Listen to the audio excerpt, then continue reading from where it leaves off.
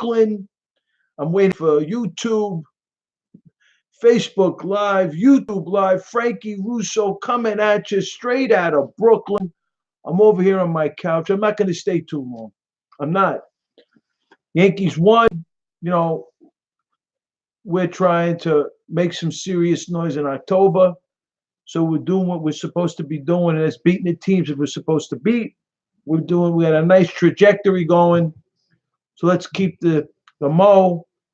And we got Hap going tomorrow. Hopefully it's in Toronto. That's where he's from. They said he loves the park. I hope he continues this. We won 9 straight. Let's continue this trajectory.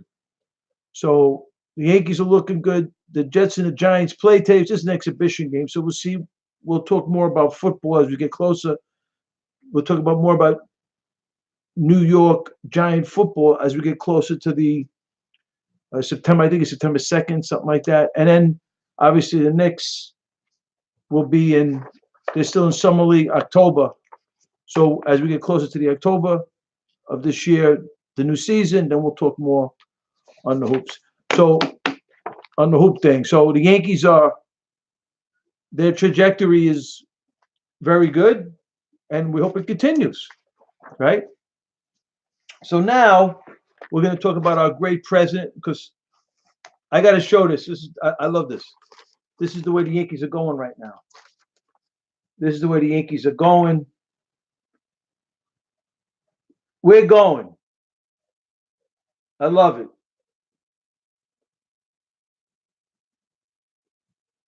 We're making moves. I love it. So to continue our discussions now with our great president, because we got to get him reelected, right? We can't forget that, because as you know, what we're up against, my God, I saw the Democratic Socialists. Oh my God, that conference. It's just beyond belief. I mean, I was talking to some of my buddies. It's just beyond belief. What's going on? I mean, the political stuff. These Democrats are so whacked. It's beyond belief. Then, so we gotta make sure our president gets reelected, right? So I'm just gonna continue, because this thing drives me crazy. According to the New York Times, we have a white Christian nationalist terrorist problem beyond belief, comparing it to the global jihadi problem. So I'm just going to continue, right? So I'm not going to stay on long, but this article really, I'm not going to stay on long tonight. I'm tired. But this article really, I found it. So I'm going to do a little bit of it. 2 paragraphs. It's kind of late. It's got to be like quarter to 12, something like that. So I'm not going to stay on too long. Not that I haven't broadcast in the wee hours. Absolutely. At ABC, I was doing 2 in the morning, 1 in the morning on the weekends. So this article, I gotta, this is like, because I gotta constantly hit at this. This is like crazy. We have according to the New York Times, we have a white Christian nationalist terrorist problem, comparing it to the global jihadi problem of the world. So here we go. Material support of terrorism, the case of Libya, the Obama-Clinton crime family. Right? This is by Claire Lopez, the Counter Jihad report by Claire Lopez. That's the reason why, I was looking for this article. I found it. She's a 35-year CIA operative. She is like Filippini, the co-founder of the DHS, the Department of Homeland Security department. He's a co-founder of that department. He is, as is Claire Lopez. They are doctors. They are radical Islamist scientists. They're amazing. You got to watch their presentations. They're amazing. So I'm just going to read some excerpts. First 2 paragraphs. So it's around. So Gaddafi, just to set the stage, right? Gaddafi was whacked. They The Gaddafi ouster happened in October of 2011. Benghazi was in September of 2012, right? So the precursor to Benghazi, and we spoke about this last night and the night before, is the ouster of Gaddafi.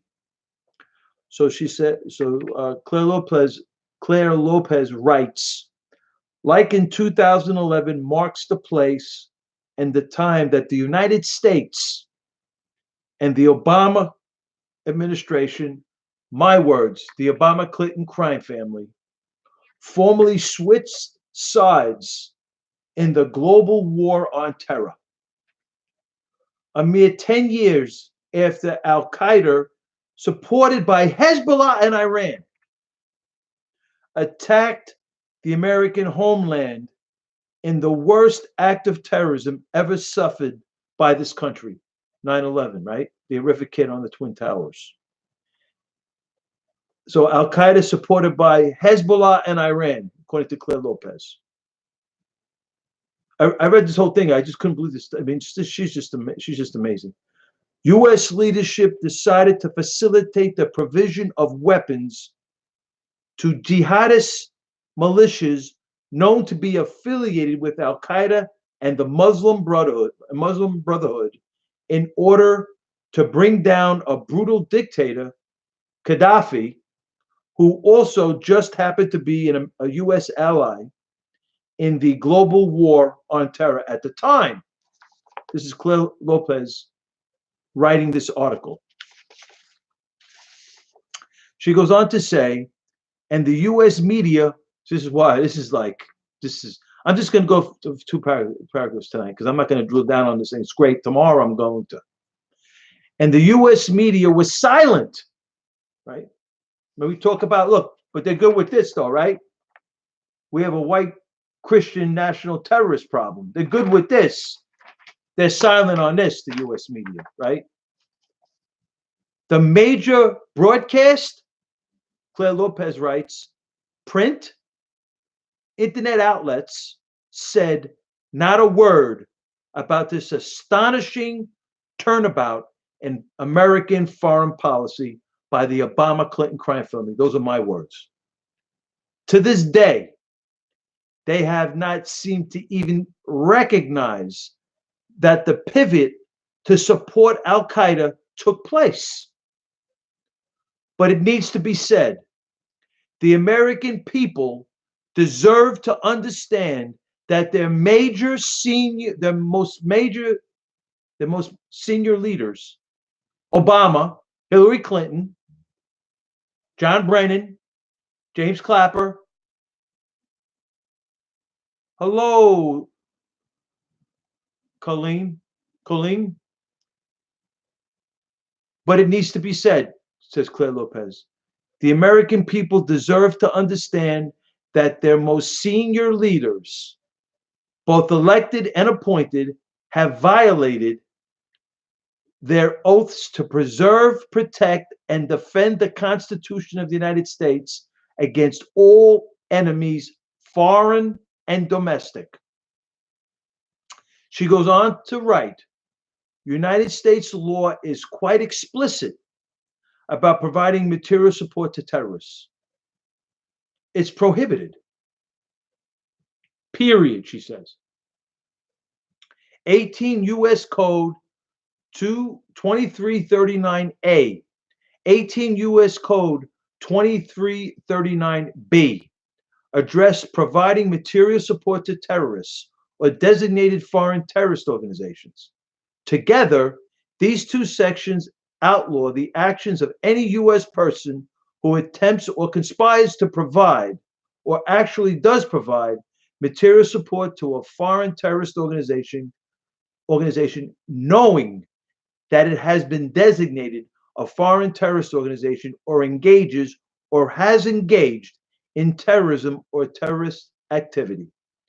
Conspiracy means agreeing or planning to provide such support, whether or not such support ever is actually delivered. Penalties for conspiracy to provide material support to terrorism are stiff, according to Claire Lopez, 35 years CIA operative. imprisonment for up to 15 years, and/or a fine of not more than $250,000. Penalties for actually providing or attempting to provide material support to terrorism are even harsher. Imprisonment from 15 years to life, with a life sentence applicable if the death of any person results from such crime.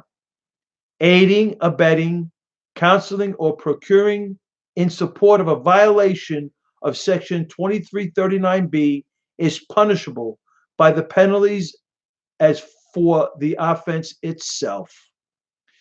She goes on to write, Claire Lopez, 35-year CIA operative. The Arms Export Control Act is another law that makes it illegal for the United States government to export munitions to any country determined by the Secretary of State to have repeatedly provided support for acts of international terrorism. While this provision applies specifically to those countries, Cuba, North Korea, Iran, and Syria, that are designated as state sponsors of terrorism, the case of Libya stands out nevertheless. Removed from the State Department's list of state sponsors of terrorism in 2006, Libya, by early 2011, was swarming with Al-Qaeda and Muslim Brotherhood militias and affiliates fighting to overthrow Gaddafi's regime. I'm going to read another paragraph because this is really good. The identities of those jihadis and their Al-Qaeda affiliates were well known to the U.S. intelligence community, Department of State, Tripoli Embassy, long before February 17, 2011 revolt broke out against Gaddafi. And we have a white Christian nationalist terrorist problem, according to the New York Times. According to the New York Times, we have comparing it to the global jihadi problem, which I'm reading about, an article written by Claire Lopez, a 35-year CIA operative.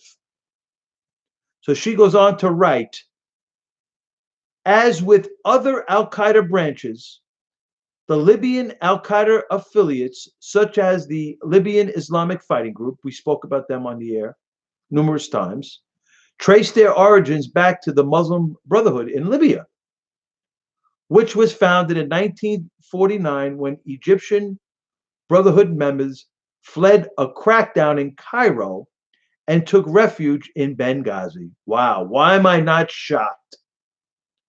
What really blew me away is the ties into England, which I'm going to talk about tomorrow in this article. The ties to England is beyond belief. According to a May 2012 study by the Brookings Doha Center, Colonel Gaddafi took over Libya in '69 in a coup d'etat and showed his little tolerance for Brotherhood activities. Apparently, brutal waves of repression kept the Brotherhood in check through the 80s and the 90s, when many Libyan fighters went to Afghanistan to join the Mujahideen in their battle against the Soviet army, right? Some of those who fought there, like Abu Yahya al-Libi, I spoke about him last night, Abdelhakim Belhaj, would figure prominently in the revolt that ultimately ousted Gaddafi in 2011. Now I'm going to read this last paragraph, and then, now understand, she mentioned stuff that I'm like, this lady is like a scientist when it comes to radical Islam. She's a 35-year CIA operative. The Libyan Islamic Fighting Group was founded in 1990 by Libyan fighters returning from the Afghan jihad, who were now intent on waging jihad at home. Gaddafi came down hard on the group, though, and crushed the Libyan Islamic Fighting Group's 95 to 98 insurgency. Some of the Libyan Islamic Fighting Group members had moved to Sudan. Remember I talked about Sudan? With Osama bin Laden, Ayman al-Zawahiri of al-Qaeda, and found refuge with Omar al-Bashir's and Hassan al-Turabi's Muslim Brotherhood regime in the early 1990s. And others, including Abdelhakim Belhaj, eventually fled back to Afghanistan, where both bin Laden and al-Zawahiri of al-Qaeda also had relocated by the mid-1990s. Abu Yahya al-Libi is alleged to have taken part in the pre-attack casing and surveillance of the U.S. Embassy in Kenya a few years prior to the 1998 al-Qaeda attack there. So maybe I'll read one more because I really like this article. I'm going to read one more. One more paragraph, and then we'll finish this tomorrow. So just to show you, because really why I'm right, we've talked about Benghazi, and Benghazi basically is the cover up is not the drone strikes on Abu Yahya al-Libi in June of 2012. Nor was this video making fun of this Muhammad video making fun of Muhammad. The cover up of the Obama-Clinton crime family was the fact that the Quds Force, General Soleimani's crew, Hezbollah, the terror cell, the Iranian terror cell in Benghazi, materially supported Ansar al-Sharia, a Sunni terrorist entity. Ayman al-Zawahiri's son, Muhammad al-Zawahiri, is part of that group, right? We had bin Kumu, she talks about him. We had Abu Qatala, Abdelhakim Belhaj ended up being the military commander, and then you had the according to Raymond Ibrahim, we had Muhammad Jamal, the Muslim Brotherhood operatives that Claire Lopez also speaks of, that made up this Ansar al-Sharia, this Sunni militia cutout made up of Sunni soldiers, Sunni terrorists. So it is basically, this Ansar al-Sharia was put together by the Islamic Republic of Iran, the Quds Force, Iranian Military Guard Corps terror cell put this Sunni militia, Sunni terrorist group Ansar al-Sharia together, so it wouldn't come back to Iran, because they're Sunnis. Iran is the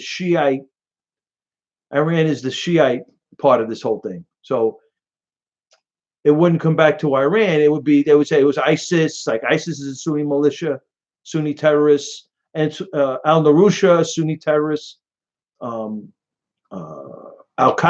a Sunni terrorist, Afghan Taliban, a Sunni terrorist, the Hamas, the Palestinian branch of Muslim Brotherhood, a Sunni terrorist.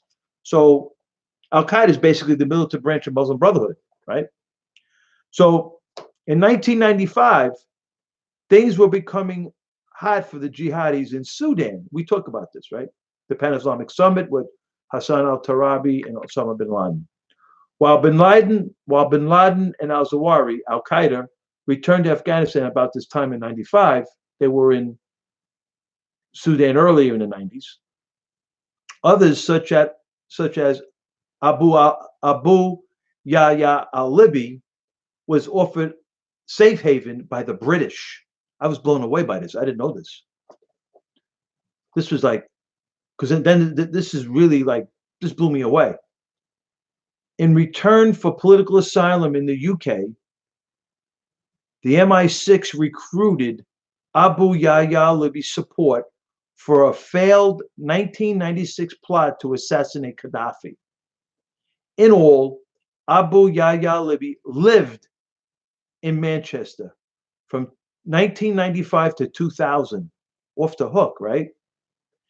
That's why they were claiming, remember, had the Manchester bombings, and we talked about this last night, the Libyans migrated to England in the early 90s, and is one of them, right? Abu Yahya Libby. So later on, like 2011, the Libyan Britons were encouraged by the English politicians to go back to Libya and fight for the ouster and basically the killing of Gaddafi. So they had so the English politicians were encouraging these Libyan Britons in 2011, in February 2011, to go to Libya and fight for the ouster of Gaddafi. It's off the hook. So, as Claire Lopez is writing, despite his known history, that's Abu Yahya Libby, the Al Qaeda foreign fighter that goes back to the Al Qaeda foreign fighter that goes back to the Afghan Taliban versus the Soviet Union. Despite his known history of association with bin Laden and al-Zawahiri of Al Qaeda and other Al Qaeda leaders, as well as willingness to participate in assassination plots against national leaders, as she wrote in an October 2013 piece at the Clarion Project, the U.S.'s Britain partners also provided asylum to Abu Abdul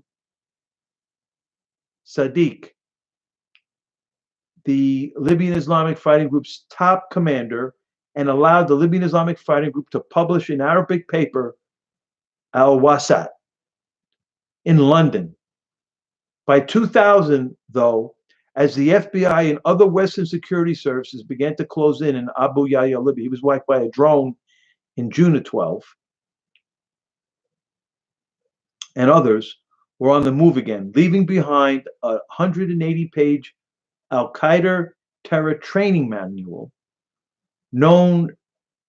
which became known as the Manchester Document. So this is, but we have a white Christian problem. We have a white Christian nationalist terrorist problem.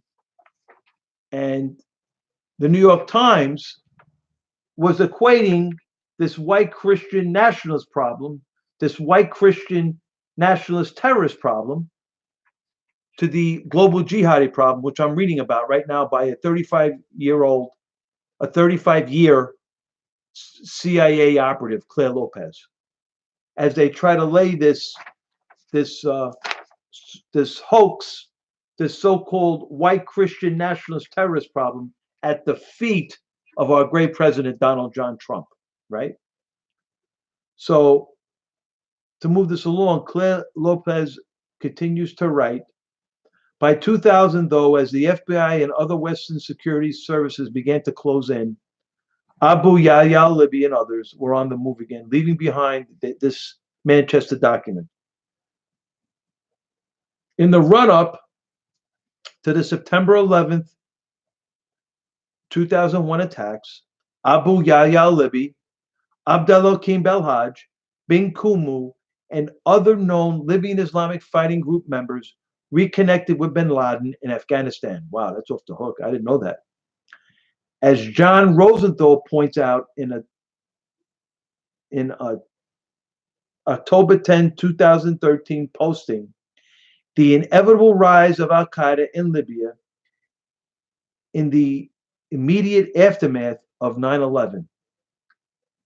The history of close cooperation between the Libyan Islamic Fighting Group and Al-Qaeda was so extensive that the Libyan group figured among the very first organizations to be designated as Al-Qaeda affiliates by the UN Security Council. In fact, according to John Rosenthal, who cites former Libyan Islamic Fighting Group member Noman Benoitman, I stumbled onto Noman Benoitman from the Koalam group. I didn't know, and he's in this article. I was blown away. This lady is she's a 35-year CIA operative. This lady is like Philip Haney from the co-founder of the Department of Homeland Security. These people are like radical Islamist scientists. They're so plugged in. So she goes on to write. I'm like blown away. So she speaks about Noman Benoitman. Abdelhakim Belhaj, he was the number 2 with Mustafa Jalal in the Libya Islamic Fighting Group, the National Transitional Council. He ends up being the military commander in Tripoli when they whack General Younes, the general from the Gaddafi regime, according to Claire Lopez and WikiLeaks. So Abdelhakim Belhaj becomes a military commander of this Libyan Islamic Fighting Group and the eventual interim Libyan government, headed by Mustafa Jalal, Mohammed Jabril. So Abdelhakim Belhaj was actually present with bin Laden at Tora Bora in December of 2001. The Libyan Islamic Fighting Group was formally accepted as an Al-Qaeda franchise by Ayman al-Zawahiri, the Al-Qaeda deputy at the time, in 2007. In the years following 9/11, various Libyan Islamic Fighting Group members were detained. Bin Kuma was captured in 2002, sent to Gitmo, and in 2004, both Abu Yahya Libi and Abdelhakim Belhaj were captured. By the mid-2000s, Gitmo detainees were being released to their home countries. Bin Kumu, for example, was released from Gitmo and returned to Libya in 2007.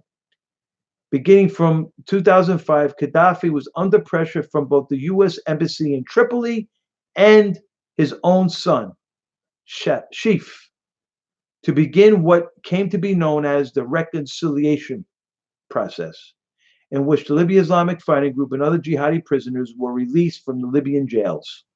And this is the beginning of the ouster and the downfall of the Gaddafi regime. The Libyan Islamic Fighting Group Muslim Brotherhood cleric Mohammed al-Salabi was a key mediator. Abdelhakim Belhaj was released in 2008, just as Christopher Stevens, our ambassador, was appointed deputy chief of mission to Tripoli. Bin Kumo in 2010, after he returned to Derna, remember we talked about Derna as being the vectors from Benghazi, 45 degrees northeast, you're in Derna. That pipeline, that vector, that position vector is a pipeline for human assets. Bin Kumo, for example, to go into Benghazi and be part of that Ansar al-Sharia, that Sunni militia, Sunni terrorist group, fronting for the Hezbollah, Quds Force, the Iranian Revolutionary Guard Corps terror cell. They materially supported it. Kenneth Tillerman, 8 to 10 million were exchanged between Mohammed Jodaki and Khalil Harab, the Quds Force Hezbollah connection that materially supported with money, weapons, and training the Sunni militia, the Sunni terrorists, so that it wouldn't come back to the Islamic Republic of Iran. This is how they do things, Iran. This is why I'm so suspicious of the shooting in El Paso, Texas, where Hezbollah is like doing somersaults and calisthenics on the U.S.-Mexican border with the ISIS training camp over there. And you got radicalism is going back and forth from Mexico from Mexico to El Paso, Texas, Mexico to El Paso, Texas, changing their identity from Middle Easterners to Spaniards, like Adnan El Sharike Juma goes from it's off the hook. Saudi Arabia, Saudi national, goes Florida, goes to El Paso, Texas. From El Paso, Texas, he goes into Mexico, comes back Javier Robles. He's a Spaniard now. Off the hook.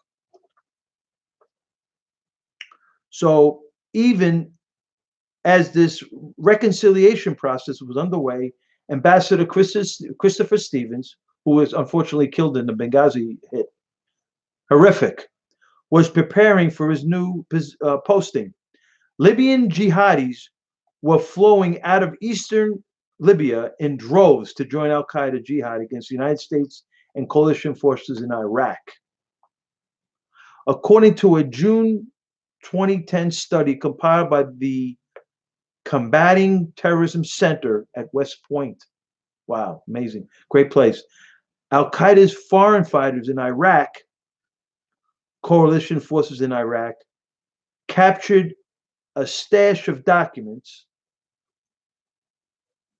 in October of 2007, which documented the origins of the foreign fighters who traveled to Iraq to join Al Qaeda between 2006 of August and August 2007, termed the Sinjar records, after the nearest town where these personnel records were found.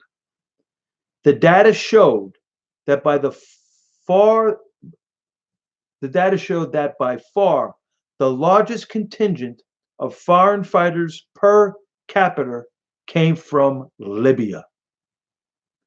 Across the spectrum, the most common cities of origin of foreign fighters in Iraq were Derna, Libya, Riyadh, Saudi Arabia.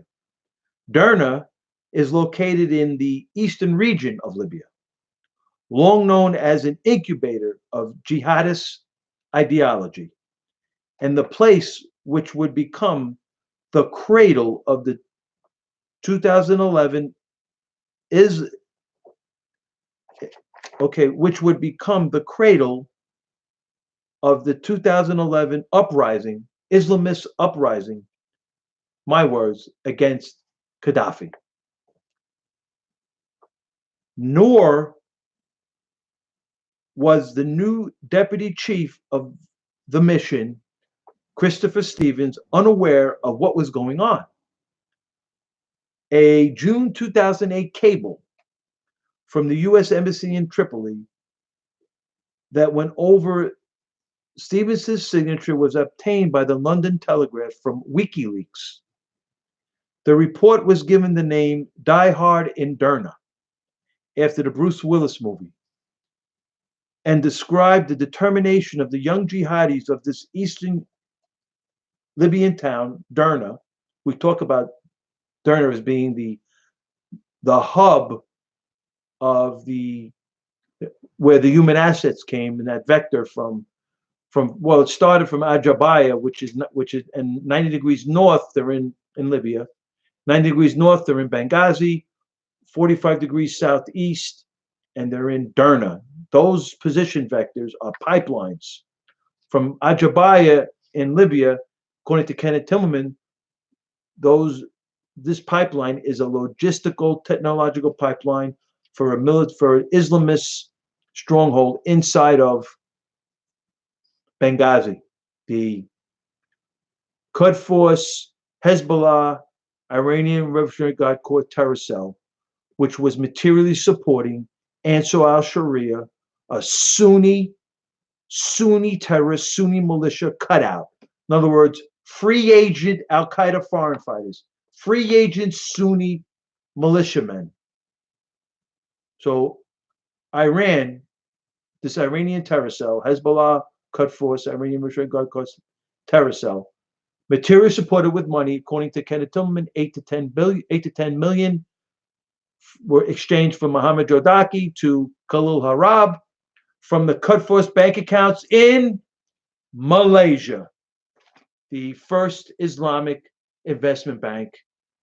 The Iranian billionaire, that Sarangi, the guy that was selling the oil, in the black market, because we put a big time sanction on them, selling the oil in Port Labuan. 23+ million barrels of oil was sold in the black market in Malaysia by this Iranian billionaire, who was fronting for Ahmadinejad for the Iranian government. Unbelievable, beyond belief, right? So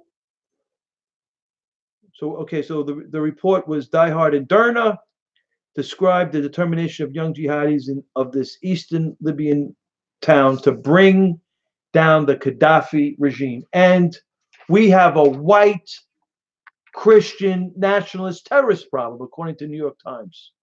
Comparing it, they said it's so bad, they're comparing it to the global jihadi movement. And I'm talking. I'm reading excerpts from an article by a 35-year CIA operative, Claire Lopez, who's a radical Islamist scientist. She's a scientist of this global jihadi movement, and you could see the depth of this horrific movement, this global jihadi movement. It's beyond belief. And the New York Times has the nerve, because I'm a white Christian. Okay, we condemn racism. We condemn racism in all forms, whether it be violent, nonviolent, white, black. I could care less. Racism is racism, and we condemn all racism across all areas. This is beyond belief. We have, according to the New York Times, we have a white Christian nationalist terrorist problem, and I find that, like I find the senseless killings of Americans horrific, I find the reporting on these events by the mainstream media and the mainstream intelligence community. I'm sorry to be so cynical. I'm sorry that I don't believe them. I'm sorry. I just can't believe them. I don't trust them. I'm very suspicious of the mainstream media, and I find them, quite frankly, disgraceful with this reporting. According to the New York Times editorial board, we have a white Christian nationalist terrorist problem, according to the New York Times, comparing it to the jihadi movement, both home, American jihad, and global jihad. Beyond belief, right? Now, I'm going to read this last paragraph and call it a night. Because, this is Claire Lopez, 35-year CIA operative, because they believe the U.S. government supported the Gaddafi regime. They're talking about the Al-Qaeda leaders and the Al-Qaeda insurgents. So because the Al-Qaeda insurgents believed that the U.S. government supported the Gaddafi regime and would not allow it to fail after it had abandoned its weapons of mass destruction and began to provide counterterrorism support, as documented in the West Point study of the Sinjar records, the Libyan Islamic Fighting Group instead sent its fighters to confront the U.S. in Iraq. I didn't know that. That's off the hook. Believing that was a way to strike a blow against both Gaddafi and his U.S. backers. A local Derna, that's the vector we talk about from Benghazi, the 45-degree vector from Benghazi to Derna, a local Derna resident told the visiting embassy officer that Libyan fighters who had returned from earlier battlefields in Afghanistan and elsewhere sometimes went on for additional religious training in Lebanon and Syria. When they eventually returned in Libya in the late 1980s and early 1990s, they began the process of preparing the ground for the eventual overthrow by the Libyan Islamic Fighting Group of the Gaddafi regime. So once again, so I'm going to read this last paragraph. What's up, Glenn? How you doing? Korea Foreign Service Officer Christopher Stevens was first posted to the American Embassy in Tripoli, Libya, in June 2007. And so later, in his second tour in Libya, Ambassador Stevens, this is the gentleman that unfortunately was one of the Americans that got killed in Benghazi because of the Obama Clinton crime family policies. So Ambassador Stevens was sent to rebel headquarters in Benghazi, Libya, to serve as special representative to the Libyan Transnational Council. He arrived on a Greek cargo ship April 5th, 2011, and stayed until November. His mission was to forge stronger links with the interim Transnational Council and gain a better understanding of the various factions fighting the Gaddafi regime. His reports back to Washington were said to have encouraged the U.S. to support and recognize the rebel council, that's Mustafa Jalal and Abdel-Hakim Belhaj, Muslim Brotherhood operatives, which the Obama-Clinton crime family did formally in July of 2011, as is now known under urging from Senator John McCain and other congressional members. The Obama-Clinton crime family endorsed Qatar's plan to send weapons to the Libyan rebels shortly after Youssef al-Qaradari. This is a Muslim cleric that was thrown out of America because of the Holy Land, his involvement in the Holy Land Foundation trial. He's a Muslim Brotherhood operative, issued a February 2011 fatwa that called for the killing of Gaddafi. So the Obama-Clinton crime family and the Rhino Republicans jumped at this to whack Gaddafi, right? They went so far as to send 400 FIM-92s, 400 Stingers through the Qatari special forces to the Libyan Islamic Fighting Group, to these radical Islamists. They actually also, in NATO, according to WikiLeaks, England and France was bribing the Gaddafi General Yunus, who joined this rebel group. And if it wasn't for NATO, they never would have beaten Gaddafi. So ain't that the truth? So now, seeking a zero footprint was the Obama-Clinton crime family by giving the weapons to the Gaddafi special forces, the U.S. Stingers, because what comes out of this, Gaddafi was a hoarder of 20,000 U.S. manpads. That's 6-foot missiles. He had 20,000 Soviet manpads. He was hoarding them. When they whacked him and threw him out, the Libyan Islamic Fighting Group, the radical Islamists, took him over. Thank you, Obama-Clinton crime family. And they were gun running the 20,000 Soviet manpads through the North African, Middle Eastern region, through to Lebanon, to Syria. That's where Hezbollah and Iran got manpads. Syria, through Turkey. I mean, it's beyond belief, right? And in addition, the Obama-Clinton crime family, aren't they wonderful? They sent 400 FIM-92s, U.S. Stingers. This was approved by the Obama-Clinton State Department. Approval. So, where am I? Okay, here I am. I lost my place.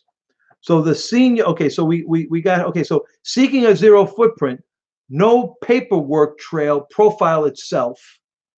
The U.S. instead encouraged both Qatar and the UAE, the United Arab Emirates, to arm the Libyan jihadis. So they took so Qatar, the special forces, took our U.S. Stingers through Qatar because we had a big arms deal with Qatar, a multi-billion-dollar arms deal with Qatar. Understand something. The biggest military base outside of the United States is in Qatar. Right? The biggest military base, United States military base outside the United States is in Qatar. During the Obama-Clinton crime family, we had a major, Obama sent the Afghan Taliban to Qatar with $5 billion, sent them money. In addition, right, Obama had a major arms deal with Qatar. So they had our weapons, and they sent, on the approval of the Obama-Clinton crime family State Department, like the Obama-Clinton crime family State Department, they approved the transfer of 400 FIM-92s, U.S. Stingers. These are manpads. These are 6-foot missiles.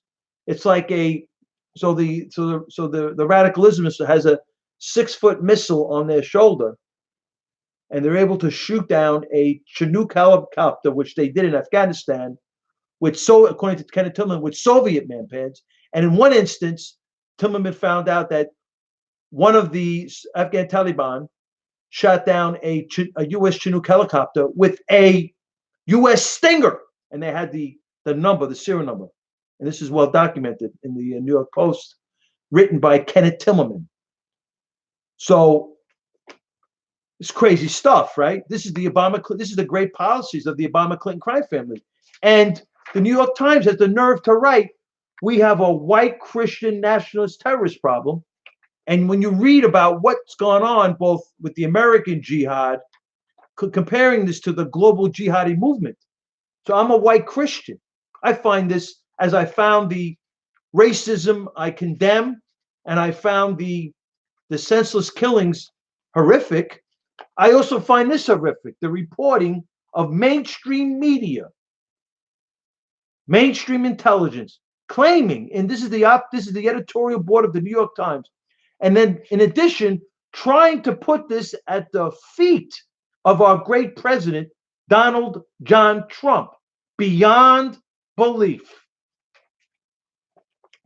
So in addition to this is the article by Claire Lopez, 35-year CIA operative. She's amazing, this lady. Radicalism as scientist. So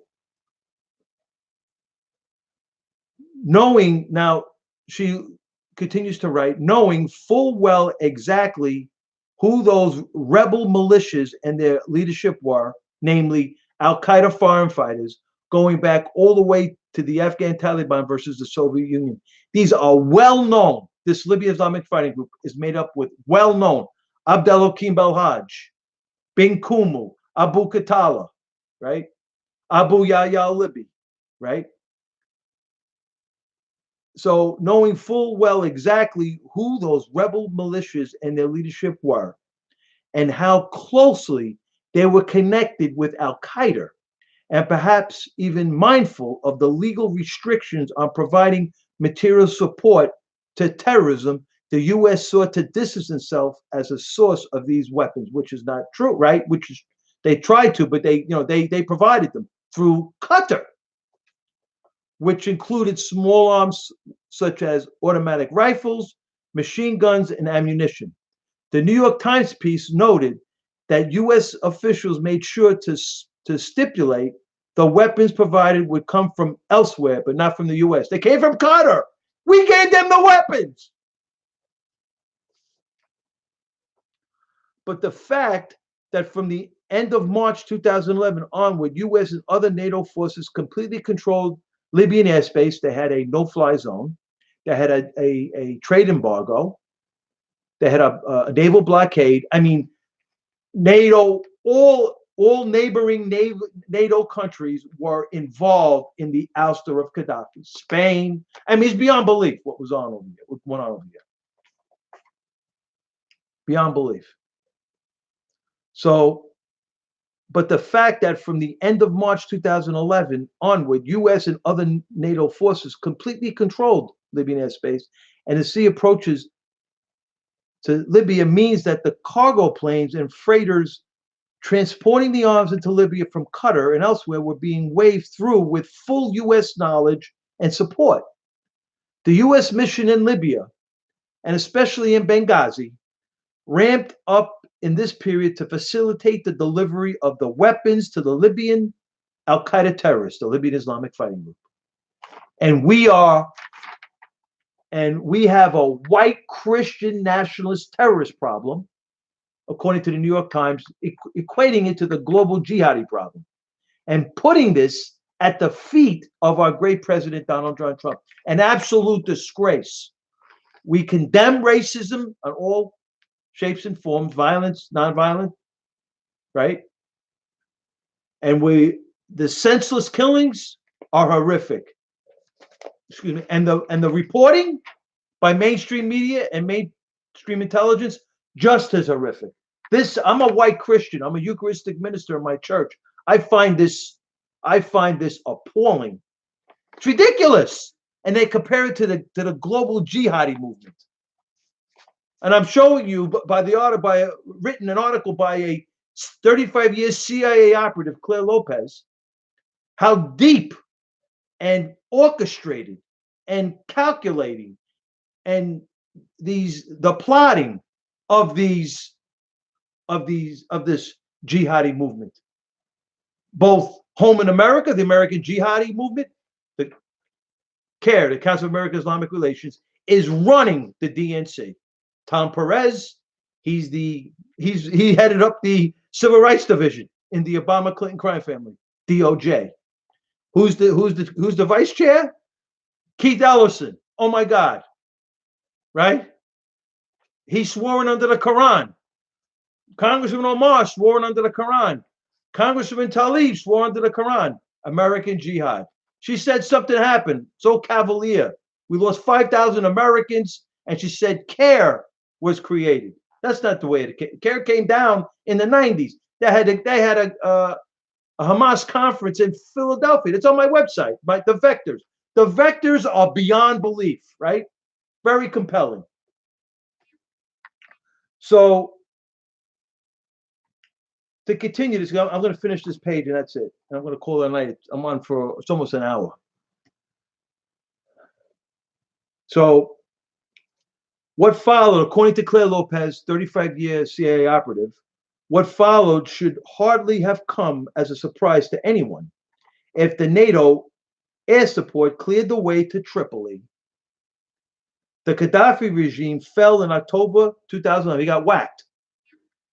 And the Muslim Brotherhood political leadership and Al-Qaeda foreign fighters took over. Abdel Hakim Belhaj was named Tripoli military commander. They whacked the Gaddafi general to take over. They had gun running, and now they're going through a second civil war. They got slavery there, and it's an absolute. Libya is an absolute mess, right? Thank you, Obama. Thank you, Hillary Clinton. Chaos reigned, especially in the eastern regions, and now the weapons flow reversed out of Libya into the hands of the jihadis in West Africa, the Sinai, and Syria. Some of that flow was widely disorganized, and some of it was directed, with the U.S. mission in Benghazi once again playing a key role as it teams on the ground facilitated the weapons delivery, now destined for the Syrian rebels dominated by the Al-Qaeda and Muslim Brotherhood. Wow, I read the whole thing. Who were fighting to overthrow the Assad regime. In this endeavor, the U.S. was aligned with the new Libyan partner. Saudi Arabia and Turkey were involved, and Qatar, right? We know through Qatar is how we got our weapons, our FIM 90. 400 FIM 92s, our U.S. Stingers, our U.S. Manpads, the 6-foot missiles. They're remote. So a radical Islamist could, on the ground, shoot down a Chinook helicopter, shoot down an airliner, and run with the Manpad. They're very dangerous, very dangerous. The next chapter in U.S. jihadi wars were underway, and a new presidential findings under the Obama-Clinton crime family and material support to terrorism firmly established as official policy. Congress and the media and the military remained silent, and the American people barely noticed. Now, I just want to go back to this. The article is Material Support to Terrorism, the Case of Libya. Facebook Live, YouTube Live, right? And in this article, Claire Lopez, 35-year operative, she clearly states. So I'm going to read the first again. Libya in 2011 marks the place and time that the United States and the Obama-Clinton crime family finally switched sides, formally switched sides, in the global war on terror. A mere 10 years after September 11, 2001, after Al-Qaeda, supported by Hezbollah and Iran, Russo talks about this all day, attacked the American homeland in the worst act of terrorism ever suffered by this country. U.S. leadership decided to facilitate the provision of weapons to jihadist militias known to be affiliated with Al-Qaeda and Muslim Brotherhood in order to bring down a brutal dictator who also just happened to be a U.S. ally, Gaddafi, in the global war on terror. And the U.S. media, the U.S. media remained silent. The major broadcast, print, and internet outlets said not a word about this astonishing turnabout in American foreign policy. To this day, they have not seemed to even recognize the pivot to support Al Qaeda took place. 10 years after September 11, 2001, we lost 5,000 Americans. No white Christians knocked the Twin Towers down. No white Christians bombed the World Trade Center in 1993, right? This is a joke. To this day, they have not even seemed to recognize that the pivot to Al Qaeda took place. But it needs to be said, the American people deserve to understand that their most senior leaders, the Obama Clinton crime family, both elected and appointed, have violated their oaths to preserve, protect, and defend the Constitution of the United States against all enemies, foreign and domestic. So when the New York Times, how dishonest the New York Times is, the editorial board. I'm not saying all New York Times reporters are dishonest. I'm not saying all reporters from the Washington Post are dishonest or the Huffington Post, but the editorial boards are corrupt. And here's one. We have, according to the New York Times editorial board, we have a white Christian nationalist terrorist problem, and comparing it to the global jihadi problem, the Iranian global network, the Iranian global terror network problem, comparing it to the radical Islamic movement problem we have in the world. And for the last 4 days, you go to my website, frankierusso.media, you go americasteam.nyc, and you see the vectors that I plotted, and you see the depth, the orchestration, like the Crowbar Towers attack, which was investigated by the FBI, Louis Freeh, 250 agents, 5-year investigation. It came out of the Iranian embassy, the Iran command center in Damascus. Iranian Brigadier General Sarifi orchestrated and implemented the terror attack on the Crowbar Towers in Bahrain, Saudi Arabia, where it killed men and women of the United States Armed Forces. It's beyond belief, right? And U.S. district courts, just to talk about unfortunately, American jihad, U.S. district courts ruled in a case before Al Qaeda, the Islamic Republic of Iran, materially supported Al Qaeda, before, during, and after the horrific hit on the World Trade Center. And Claire Lopez, a 35-year CIA operative, confirmed that, right? So we have this horrific global jihadi movement, so profound, unfortunately, blowing up buildings, killing Americans, killing men and women of the United States Armed Forces abroad.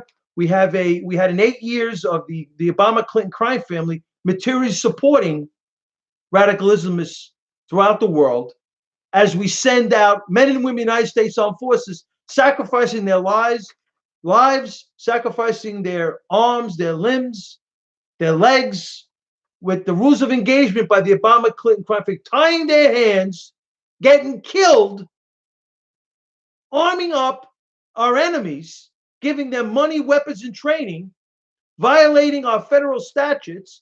James Comey standing in July 5th, 2016, standing in front of the American people, telling us all the bad things that Hillary Clinton did.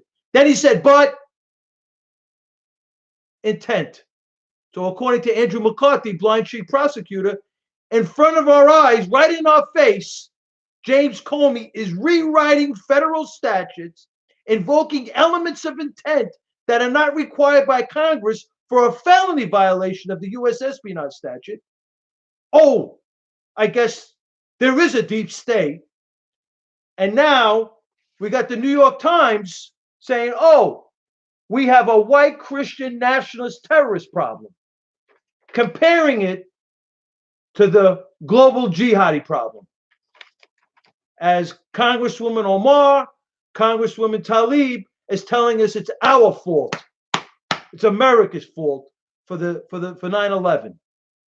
And that's why CARE came about, the Council of American Islamic Relations.